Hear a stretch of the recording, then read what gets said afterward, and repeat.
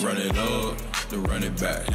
Run it up, then run it back. Run it up, run it back. Good Tuesday morning. Welcome to Run It Back right here on FanDuel TV. Look at us, guys. We're all in our respective homes, kind of. How does it feel? Good. Thumbs up. Chandler, you still sound awful. Let me hear you. Yeah, it's. I feel better, but I don't sound better. That's okay. But Shams, you sound better than yesterday. That's progress. Shams, how are you feeling? Lou's the only one that doesn't get sick here. How are you feeling, Shams? Lou's got the immunity of gold. I need Lou's immunity every single day. I need orange juice. I'm feeling better. Is this a little bit of coughing here and there, but we're surviving. We're surviving. Orange juice. Allegedly. All right, we've got some games, and this first one has a little bit of controversy in it. Now, keep in mind, Pistons 8 wins, almost got a 9th last night. Woo, Jalen Brunson missed the 3. Pistons chase it down, throws it away. Then they appear to recover it. Thompson steals a pass from Dante DiVincenzo, and then he loses it, but it looks like he might be fouled here, which then leads to a Josh Hart bucket and a foul. Here's Monty Williams. The absolute worst call of the season. No call. And enough's enough. We've done it the right way. We've called the league. We've sent in clips. We're sick of hearing the same stuff over and over again. We had a chance to win the game, and the guy dove into Asar's legs, and there was a no call. That's an abomination. Okay. I mean, look, this is tough, but it does afterwards. The ref did admit that he missed the foul that was committed on Asar Thompson. Whew, Chandler, why don't we start with you? Take us through your thoughts as you're watching these final moments in this one. Yeah, I'm glad the referee took ownership there because it's an obvious foul, right? Anytime there's a loose ball like that and someone kind of chops your legs out, it's a foul. And the ref is right there. That looks like a new ref. I don't think he was around when me and Lou were playing. No, that's James. He's around. He was around. Is it James? Oh, that is James. That is James. Yeah. And listen, they're bang plays. I understand it's not an easy job. This is a foul. I could also argue that's not a foul either. It looks like a pretty good verticality by Durant there too. So I know coaches in particular, they always say, one call doesn't lose the game, one play doesn't lose the game. But when it happens at the end of the game like this, where if you simply just get the whistle right here and go ice the game with a free throw, it does. It hurts. So he has a right to be frustrated. The Pistons have gone through, an awful season, and they played hard enough last night to put themselves in position to win this game. So you don't want to feel like you're slighted by the referee and that be the reason that you didn't go and get a win on the road. So I feel this has happened a lot. And so I think we just got to continue to have accountability for these referees. They got to continue to try their best and be better. But this was a blown call, and this literally changed the game, and this should have been a Detroit Pistons win. And nothing's going to happen though. It's crazy. They're gonna kind of turn it into the league. They're gonna try and protest it if you want. Yeah, protest it, reverse it, and it's tough because it's not going to happen. But thank God, I guess they're in the position where it's not going to matter for their seeding or whatever. It's actually going to probably help them at the end of the day getting out of the law. I mean, look, it's hard because the Knicks aren't sympathetic because they just had the receiving end of one of these, Lou. But it's not the Pistons' fault. Yeah, I got a difference of opinion. Looking at that play, it looks like a bang play. It's happening fast. At this point of the game, you allow the players to be a part of the outcome of the game. To me, it looked like a loose ball. It could have been a foul, could have been a loose ball. It's a play on. The crowd is into it. Secure the basketball. Rebound the basketball, and it becomes a free throw game. Unfortunately, Detroit didn't do that. They put it in the referee's hands. They got a missed call, and you got textbook verticality from Durant, which shouldn't have been a foul either. And they called that foul. And so I see some referee errors here, but I'm also cool with just playing on. The problem is this is a foul in the first, second, and third quarter. You know what I mean? So it's the inconsistency which would piss off any coach or any person in a situation where this foul was called earlier in the game. So that's where it's got to be at least consistent so you know how to coach your team and your team knows how to play and what kind of physicality they can get away with. I will say this. But you can't get these things right? I'm sorry, Michelle. You can't get it right because if he do call a foul, let the players figure it out. Let the players play. Let the players play. Then when they don't call a foul, it's like it's clearly he dove on his legs, and so you'll never have all parties happy with this.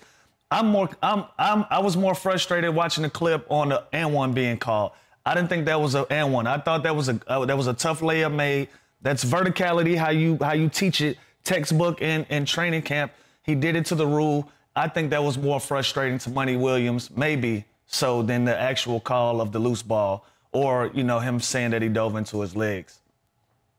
I mean, look, the team has 8 wins total. I was happy that Monty Williams still has passion at all. To have a game basically feel like it was snatched away from you was nice to see. And the Knicks are still dealing with a bunch of injuries. I did see Mitchell Robinson on the bench sitting there last night. Shams, what's the latest on all of the injured Knicks?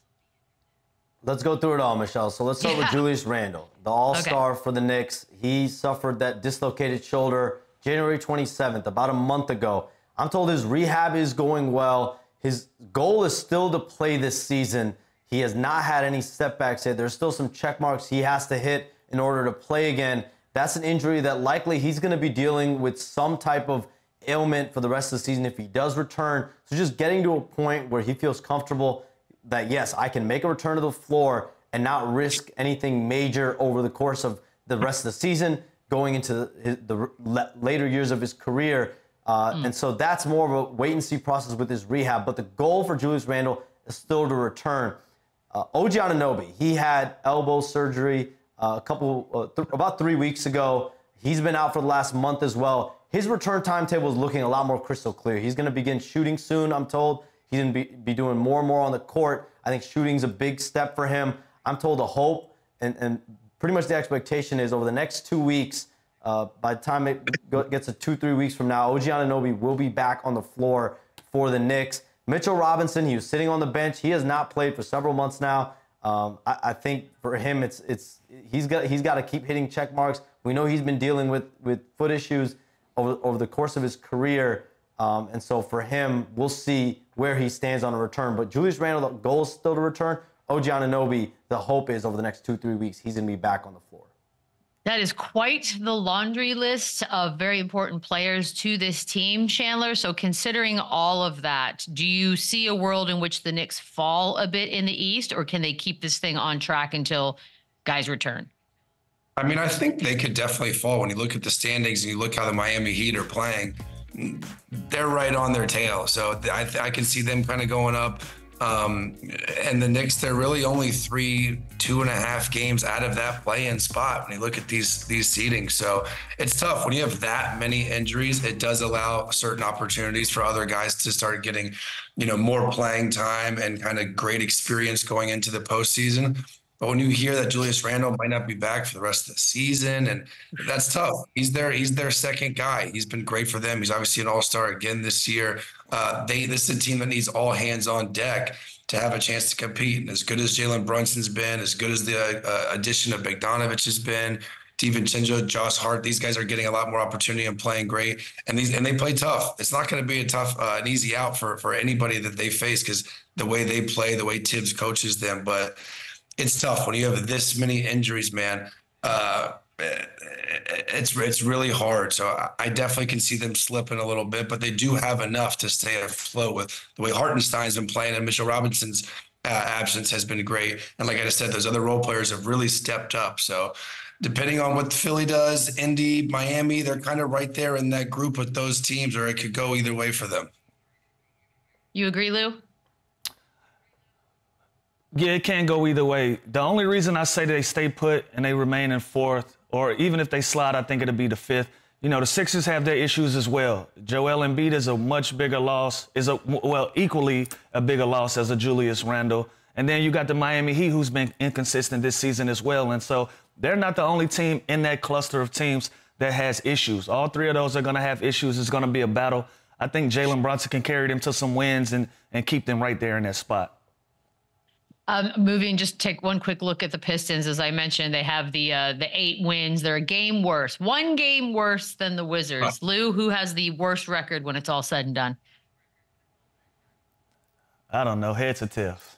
Who you got? I'll take whoever Lou does it. I know. This is a tough one. I tell you, you know what? I feel like with what we've heard and what we've reported on this entire season, I feel like the Wizards will be the worst team just based on, the things we've heard about, some of the dysfunction, some of those things. It looked like Detroit is still trying to get it right. They're still fighting. You see the passion in Monty Williams. Kay Cunningham still having big nights, trying to put them in a position to get them over that hump. So I feel like Detroit has some bright spots at the end of this season.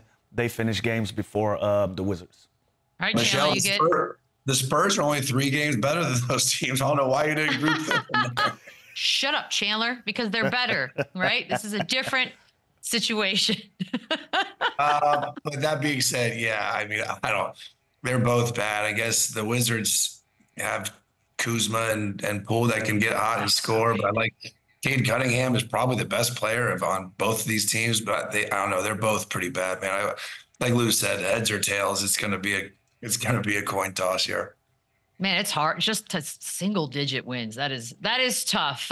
Moving on, we jinxed the Kings. There, I will start this entire thing by saying that because the Miami Heat were very short-handed last night. No Hero, no Rozier. Of course, Butler was suspended, and they still won this one with their 30th different Heat starting lineup. Bam Adebayo, 28-10. Jaquez Jr. with 26. Sabonis had 14 points, 14 rebounds, 10 assists. It was his 21st triple-double. We are going to keep track of that.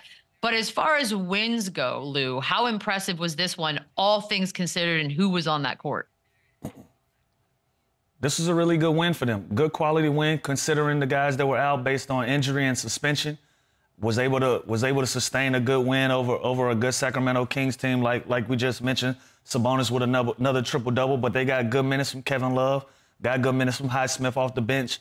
The starting 3 guards played really well for them, and this has been the MO of the Miami Heat. They plug in guys, 30-plus different rotations, and it works out. When they talk about Heat culture, it's as much as a system as it is culture. And so, they have the system where they can plug guys in, and Eric Spoelstra is going to get the best out of everybody. So this is a really good, impressive win for them all. Yeah, it's crazy. I'm watching this game in the first half. I'm like, there's just no way the Heat are going to win this game. Like the Kings kind of got out of control a little bit there. Spoelstra's burning timeouts. They didn't have anything going offensively. And they just keep chipping away. Like Lou said, this is the culture that they've created. It's next man up mentality. They didn't really have a go-to guy besides Bam, who had a great game with 28, 10, 7. But then Hawkins was making big plays. Highsmith was making big plays. Kevin Love. So everybody contributed, and they don't stop, and they're relentless on defense. They fly around. They switch a bunch of actions. So they have a bunch of versatile guys that can move their feet. And when you look at who was on the floor and who was out, this is why they're a scary team to play, because even when they're not fully healthy, they have guys that they can plug in and that can get it done. Caleb Martin was great in the first half last night. And it's almost like they take turns on making big plays and they don't care. They just play hard. And then this is a huge win. And the Kings, look, they were on a second night of a back-to-back. They had a big win the night before against the Clippers. It looked like they almost just kind of ran out of gas. But regardless, this was a huge win for the Heat of where they're going. They don't want to be in the play-in. They want to get in that top 6 and not even have to fight for their seed. So they're going to have to continue to win games like this and beat good teams trying to do the same thing. The Heat every year. Shams, your biggest takeaway from this one last night? Bam Adebayo. That's my biggest takeaway for really the season. Last year, Jimmy Butler missed time, and Bam Adebayo kept that team afloat. They might not make it to the play-in in order to make it to the finals last year if it wasn't for Bam Adebayo and his play last year during the regular season. This year, he's only gotten better. Career high in points, 20.5 points a game, 10.6 rebounds, also a career high for him. He's doing it efficiently from the field. We know about his defensive prowess, and I feel like he just always steps his game up. Whenever Jimmy Butler is out, his average is 22.2 points, 11 rebounds, 5 assists. When Jimmy is in the lineup, about 19.4 points, 10 rebounds, 4 assists. So just his production when Jimmy Butler is out of the lineup. We know he's a Defensive Player of the Year candidate. He won a gold medal in USA basketball in the Olympics in 2020. He's going to be a candidate to be on this upcoming Olympic team as well. To me, he's got to be considered one of the best centers in the league. And you see year by year his development and how much he means to this team. Especially, we know Jimmy Butler, he steps his game up in the playoffs. So during the regular season, Bam Adebayo, he's been their all-star, a guy that keeps his team consistent year in and year out. They're 8-2 in the last 10 games, trending the right way second half of the season. The 30th different starting lineup. That's insane to me. All right, looking at the Kings, Chandler, they're a game better right now than they were this time last year. It feels a little bit different. Does it feel that way to you, and why? It does, just because the Western Conference is so loaded, right? Like, the Kings are a good team. The Kings have had some bright spots this year. Sabonis, Fox have been great. Keegan Murray continues to get better. But when you look around, you know, the teams ahead of them are dangerous. And the Suns got better. The Clippers got better. No one expected the Minnesota Timberwolves to be the #1 seed. And obviously we see the growth and the development of the Oklahoma City Thunder, and the defending champs are still ahead of them. So when you look at the seedings, they are a solid team. I think they're a playoff team that's going to possibly make some noise. But this conference is loaded, so you have to be elite. You have to be elite at something, and I don't know what that is for them. They have a very good duo. And outside that, I just don't know if they have enough firepower to go and compete against the Phoenix Suns in a series or Clippers in a series. They almost would rather fall to that 7th seed or 8th seed, but then you got to talk about the play-in, and then you still got to face either the Thunder or the Timberwolves, who have had tremendous seasons. But if I'm the Kings, I'd rather face the Minnesota or Oklahoma City than Denver, than Phoenix, than Clippers. So they're kind of in a tough situation here where the West got a lot better, and so did they, but it's just it just still feels like they're a piece or two away from really contending. Are they, Lou? I'm totally in a. I'm just gonna say I'm totally in agreement with Chandler, because even though they're one game better than last season that one game was worth home court advantage. Now they're sitting at the 7th, where they got to start on the road against a fire-hot Oklahoma Thunder's team if the playoffs were to start now. So are they worse? You got to say yes, even though their record is better because of the positions and the teams that are playing better around them. Yeah, they're one game better, but they're still a half game behind, like New Orleans. So New Orleans is better. Dallas is better. Everybody's better. That's not enough, especially this year in the Western Conference. Okay, so then you guys are saying all that, and it's crazy because we just talked about the Kings yesterday, and are they underrated, and Sabonis and all that good stuff. Are you telling me then, Lou, that they don't have enough firepower to win a first-round series if it lands the way it looks like it might? No, I think they do. I think last year they had a better opportunity in which in competing and starting at home. Now you're saying, we also said that Oklahoma City is one of the best places to play basketball if you're on the Oklahoma City Thunder. So if the playoffs start today, that's going to be a tough road. Do they have enough? Absolutely. They got 2 high-power all-star caliber guys that didn't make it. There were clear snubs this year, and they're probably going to be a little pissed off about that. And so I think they have the motivation. I think they have the mindset to get it right and get out of a first-round series, but it won't be easy. But on the flip side, it won't be easy for OKC either. I think it'd have been a better route for the Sacramento Kings if they were at home, but the West got so much better that record is worth a 7th place instead of the 4th that they were in last year. So I absolutely think they can win it, but it's going to be a tough road. And think about this. Think about if they do stay in this 6th seed, right? Okay, you don't have to play in the play-in, but congrats, you get the Denver Nuggets in the first round. Like that. Yeah, you want 7. But if they go to the play-in, they could also not make it and lose those two or 1 games, because those teams, the Lakers or the Warriors, like, those are still solid teams. So it's so competitive. There's no right answer. This isn't really because of this format. This isn't really a situation where they're going to be like, okay, let's try and get to the play and let's try and get to that seed, and then so we can match up with Oklahoma City or the Minnesota Timberwolves. That's not the right play either, because they could not even win the play-in in 2 games. That would be brutal. So obviously, I think they try and continue to win as many games as possible, get the highest seed. Unfortunately, that just looks like it's going to be a first-round matchup with the Nuggets or the Clippers or the Suns, and there's no easy way there. Oh, man, I can't wait for this Individual teams aside, as bad as All-Star Weekend was, this second half of basketball is probably going to be some of the most entertaining we've seen in a very long time. For sure. Yeah. These playoffs are going to rock. Shams, I love you, mean it. See you bright and early in the morning. We'll take a quick break. When we come back, he's back. Metta World Peace rejoins the show. There he is. See y'all in a bit. Metta World with the fresh shave. Run it up, run it back, yeah. Run it up, run it back, run it up, run it back.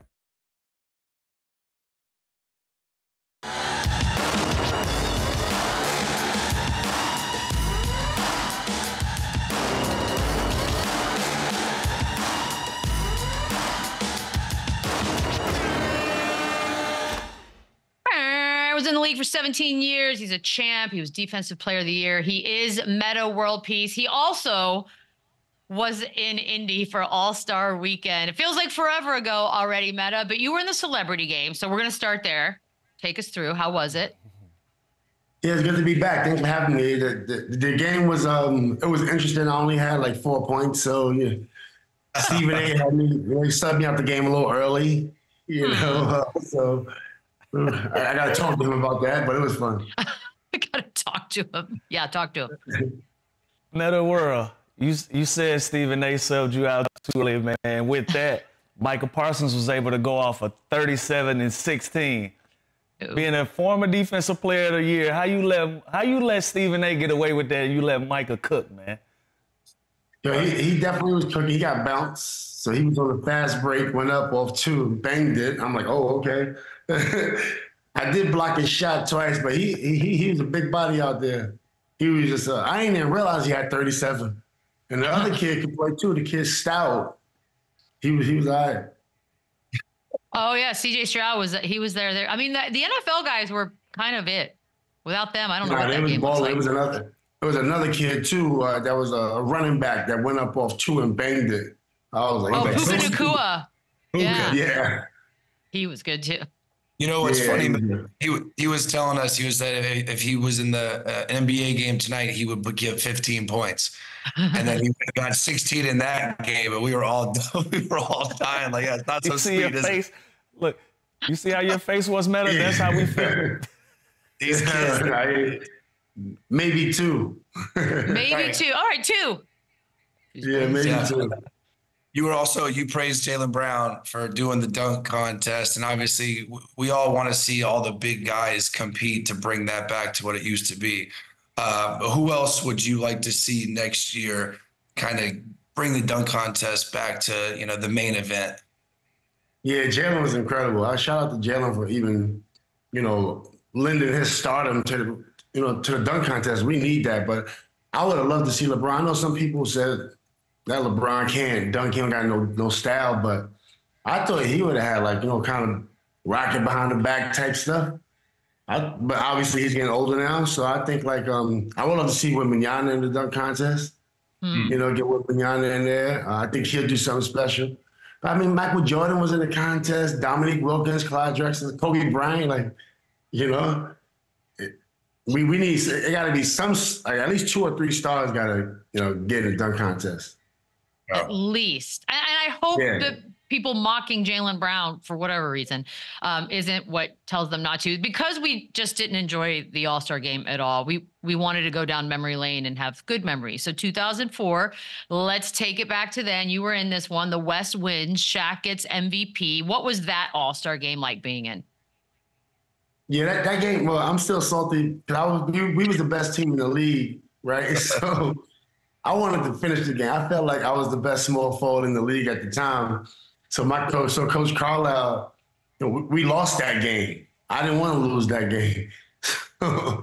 So Coach Carlisle put in, I think Vince was starting that All-Star game. You know, he was voted in by the fans. So I didn't start, even though I was the best small forward in the league. I mean, on the East at that time. But I felt like I should have finished the game, but we lost. And then I was salty.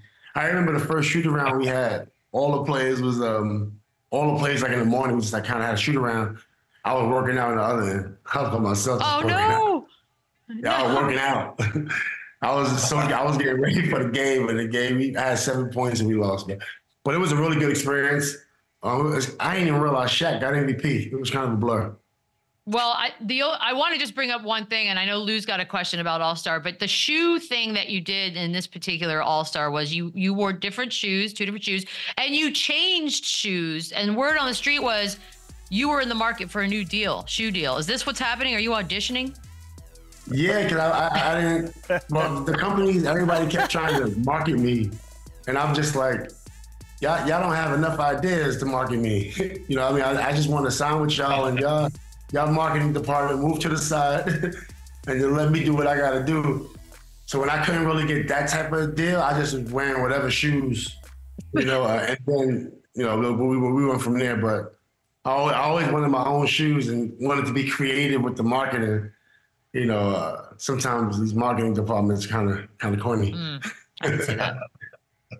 Metta, I wanted to ask you about All-Star Weekend because I know how competitive you are. We've been teammates, and I've seen you get in guys' face during practices. And, All-Star Weekend is obviously different. It's a time to have fun, but it's missing that competitive balance. It was almost 400 points scored in this last All-Star game, and a lot of complaints were coming out from the fans. What do you think's missing from a player perspective to get this game back, where we can have that balance of fun and understanding what it is, but also getting that competitive spirit back in the game? What do you think the game is missing?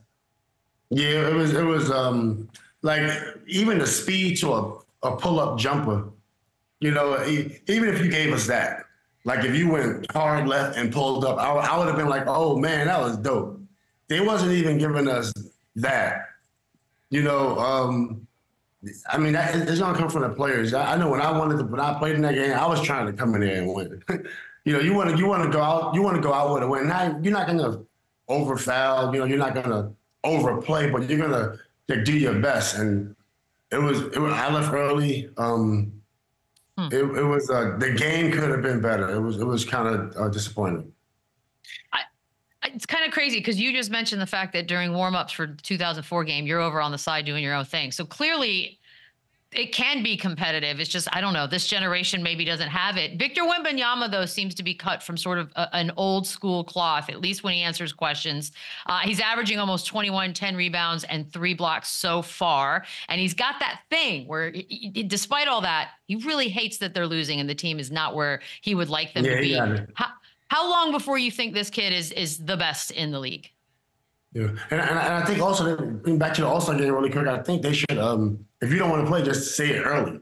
Yeah. I don't want to be an All-Star this year, All right, cool, we're going to get somebody in here who want to play, but Wembanyama, I think he'll be an All-Star probably, maybe even next year, depending on the first-round pick they get, but definitely within 2-3 years, he'll be an All-Star, then he'll fill out. And once he starts filling out, then you're going to have more. He going to put on 5 pounds. He going to put on 10 pounds. Then now you're talking about Giannis. Giannis came in slim. Giannis, he couldn't move anything. Yeah, he bulked up. So I think that's what you don't get from Wembanyama. There's been 4 quadruple doubles in the history of the. David Robinson was the last one, I think, in 1994. Is he the next one to do that? Because I feel like we haven't really even talked about this happening since Wembanyama. Yeah, I know. Now he's incredible. I already see the problems I would have had. Like, you got to hedge, you got to tag, you got to guard him. That would have been super difficult. And yeah, I think he'll be, at some point in time, he's going to have a Wilt Chamberlain type of season.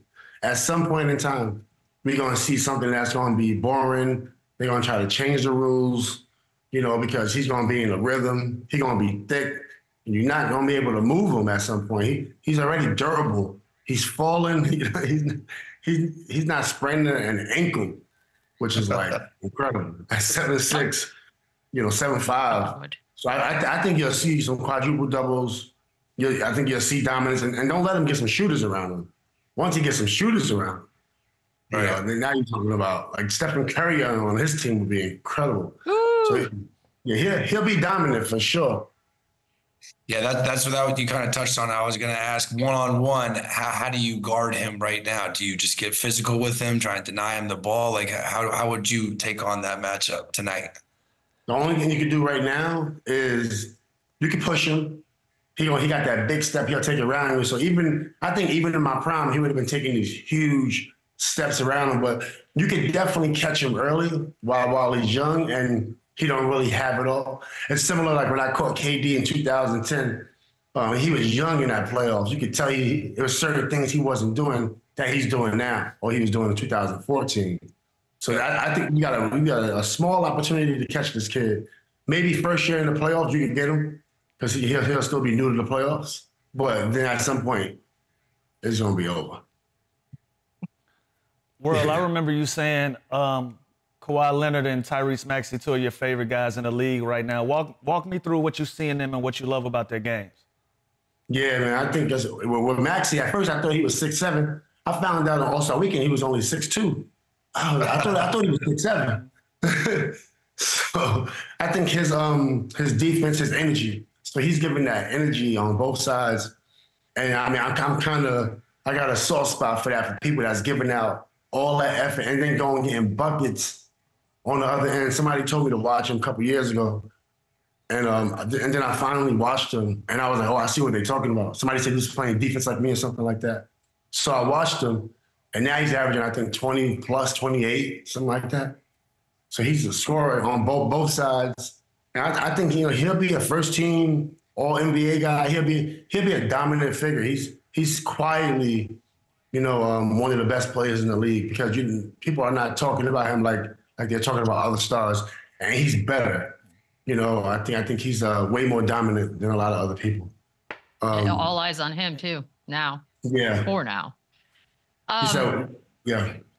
Oh, I want to ask you about certain players in your career. Is there a list? Is there a short list of guys that you just remember you could just lock up any game, anytime?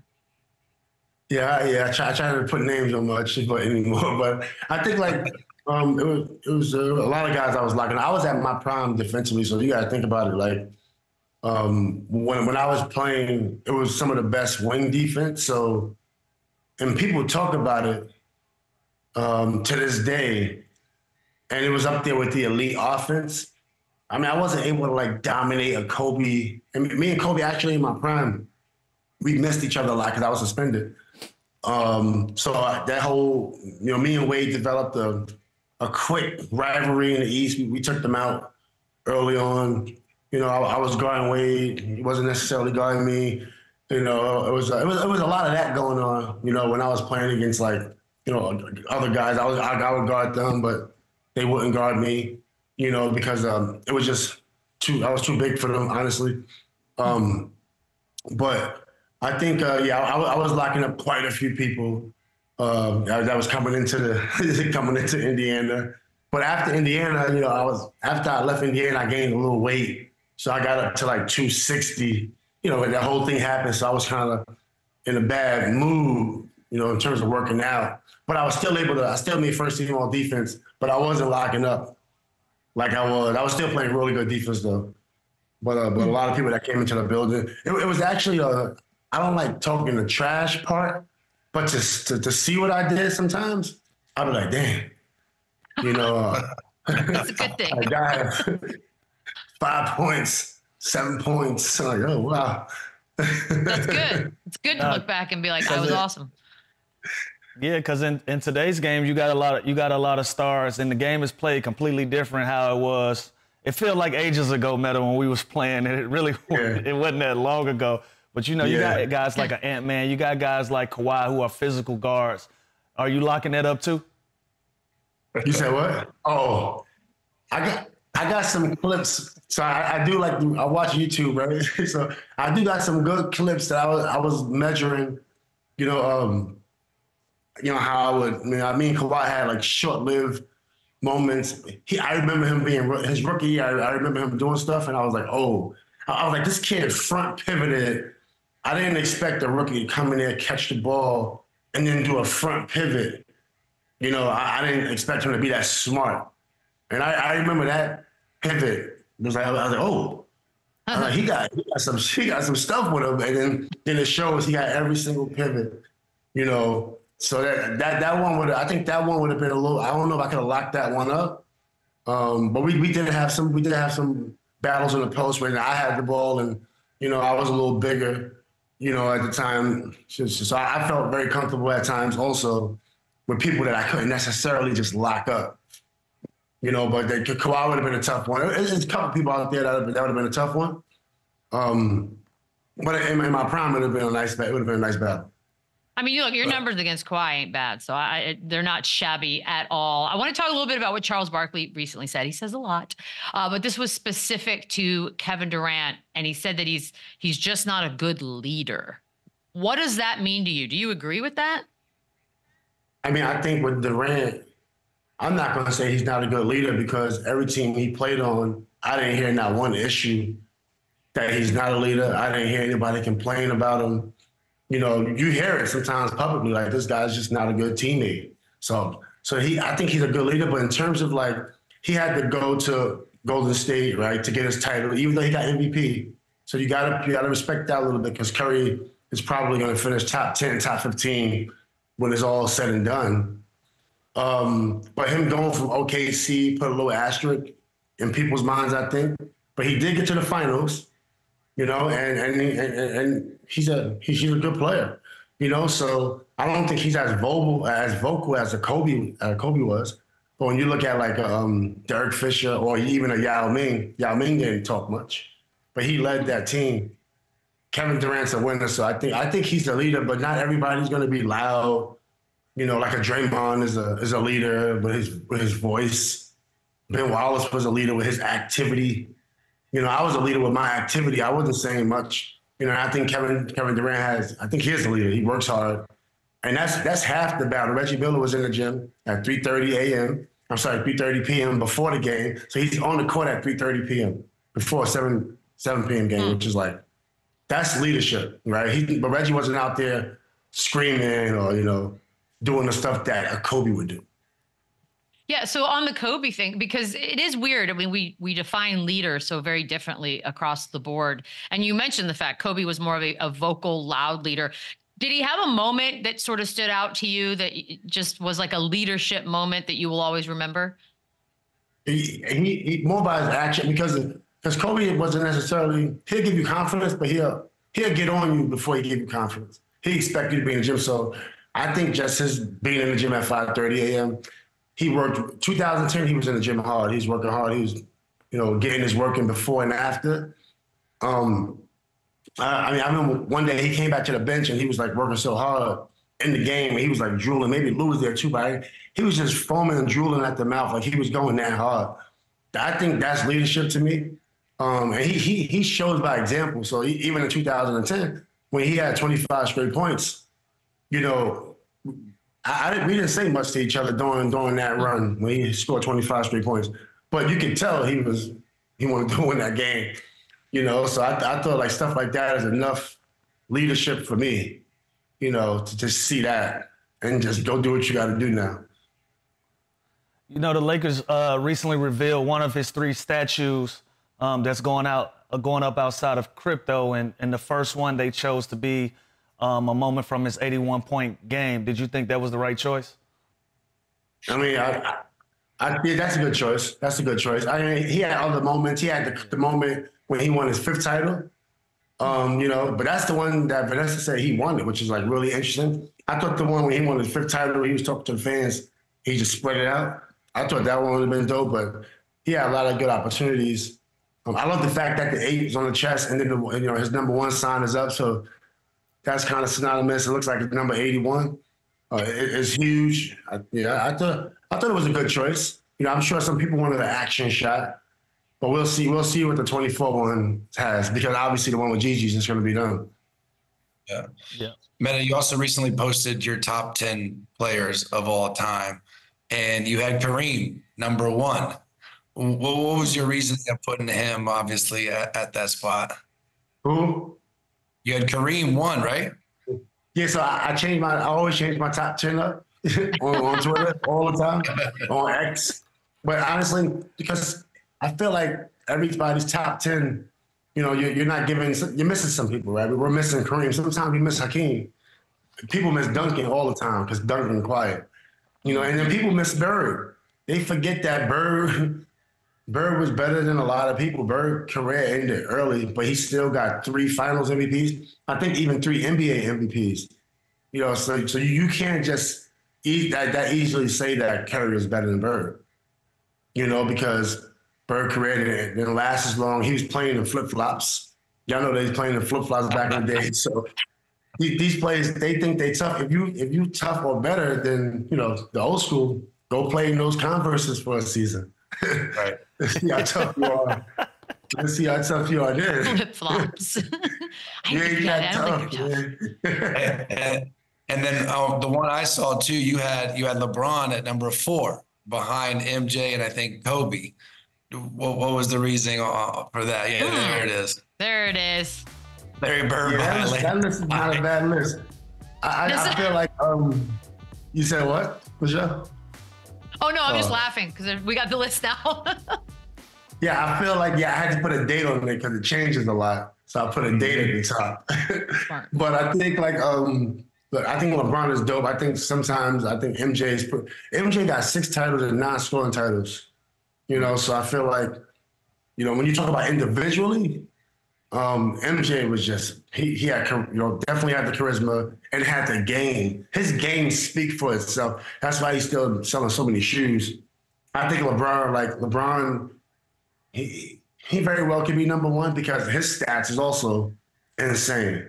So at that point, you measure his stats at that point. Which one do you like better? Do you like the 6 rings, with the 9 scoring titles, or do you like the LeBron James number 1 and scoring and all that stuff? I think MJ might edge it out, but obviously LeBron to be top 5, top 10, that's incredible. Yeah, that's pretty insane. We love stories about sort of how life is for NBA guys when you're on the road, all that good stuff. Mario Chalmers was recently talking about how LeBron would take teammates out to fancy dinners. Love the idea of that. Did Kobe do that? Or was he sort of doing his own thing and you guys were left alone? How did it work? Yeah. Kobe took us out. I went out with Kobe one time, I think, to dinner. But some people will go out with him. I think he did have a group, but we haven't been out like with, fancy dinners. We probably went out a couple times, but that team, everybody we would get into a city, get to the hotel, and people would just go. They separate, a couple groups. Every now and then get together. I think Luke played golf a lot when he would get it. I think, and I know Lamar and Luke and Jordan would go out a little bit, but never. I don't think I played with anybody that would take us out. Oh, yeah. Maybe, but not really. When you played on the Lakers, was there any celebrity courtside that kind of, you were starstruck or blew your mind that you wanted to impress a little bit more than the average fan? I know, it's true. I mean, the first time is always the craziest if you play in LA. That first time you'll see Jack, you'll see Denzel. It's like, all right, cool. I gotta do my thing. This is maybe I can get an acting role. Everybody trying to act. Everybody trying to impress a producer. You see Transformer producers, executives over there. You're like, all right, cool. I'm going to hit a 3. They're going to like it. They're going to offer me a movie role tomorrow. Just that easy. Bro, the current Lakers. You never got a movie role. No, I mean, I'm just saying, it's LA. Let me ask you about the current Lakers. They sitting in 9th place right now. Bryant and AD, do you feel like they got enough firepower to get to the Western Conference Finals, sitting in that 9th spot? I think they for sure got enough firepower. I think they need to get to the playoffs because, I think for them, this regular season, you got to play, you got to run, you got to chase all these plays, these young players. I don't think the regular season is built for this team because it's a marathon, and they need a short marathon. They need the playoffs so they can go hard, get that rest. And especially if you run into some of these young players that's going to make mistakes, some young players going to turn it over in the end. They're going to get nervous. They're not ready for the first year of the playoffs. They got to run up against a couple combinations where, you get a 5 in there. You got 2 rookies or 2 young players that never been there. Then they could creep by, because, obviously you want to make it to Denver. But I think they got the team. They came into this season and everybody was saying they're good shooters. They got a better shooting team. So that don't change in the season. Sometimes it changes with a feeling or with your rhythm. So I think they can do some things. They got a nice big. I like Hayes. I like I know Woods haven't been playing as well. I like Dinwiddie. I like that addition. But they're gonna have to pull some magic out of a hat, to get to the Western Conference Finals for sure. Metta, it's looking like when the play-in started, I was a little skeptical. I didn't like it. Now you look at especially the Western Conference this year, it looks like it might be the Lakers and the Warriors. Who right now has that better team, and who do you got winning that matchup if that were to happen? I think right now the Warriors are on the incline, and they got a swag about them right now where it feels like they're a top 5 team in the West right now. So I think they're in 10th place right now. but I feel like they're a little bit better than that. I think the Lakers sitting in, number I think number 9. I think they're playing like a 9-7 seed right now, whereas the Warriors is playing like a 6 or 5th seed right now. So they definitely gonna have to get a hold on that one. They can beat them. I think they did it one year. They can for sure beat them, but the Warriors are on the incline right now. And the Warriors are looking like they're trying to compete with the Clippers. They looking like, they got some pieces back, and, with Stephen Curry, he can come out of that thing at any point in time. Can't and count Metta, I got one more question, Metta. All year long, I've been seeing that, the Timberwolves and the Thunder, they're the 1 and 2 seed right now. Do you think those are the best 2 teams in the NBA, in the Western Conference? Like, do you think those are actual final contenders? Or do you like the Nuggets, the Suns, the Clippers, these more experienced teams than them in the postseason? Yeah, I think those 2 players are serious. You got an SGA who is one of the most complete players, so his game is talking for itself. You can't really stop him. And then you got an Edwards who's at some point people call him like the next MJ. I gotta watch him a little more. But also when you get into the playoffs, if you're young, if it's your first time, yeah, you could be the best now, but maybe not in the playoffs. I remember when we was the best team in the league in regular season, Detroit beat us in Game 6. So, we wasn't quite ready to take it to the next step. So I think right now, yeah, I think they are the best team, but in the playoffs, it's going to be their first time. So they didn't answer any questions, and one of them have to lose. If they go to the finals, that'll say a lot. But if they don't go to the finals, that's just going to say it was another young team. And then next year, they'll be a little bit better. I just want to point out to the record that Chandler, you were sort of leading the witness the way you added words there at the end to make sure that we went this way. I know what you're doing, Chandler. We're not counting on them yet. This is my last question, and it's a simple one.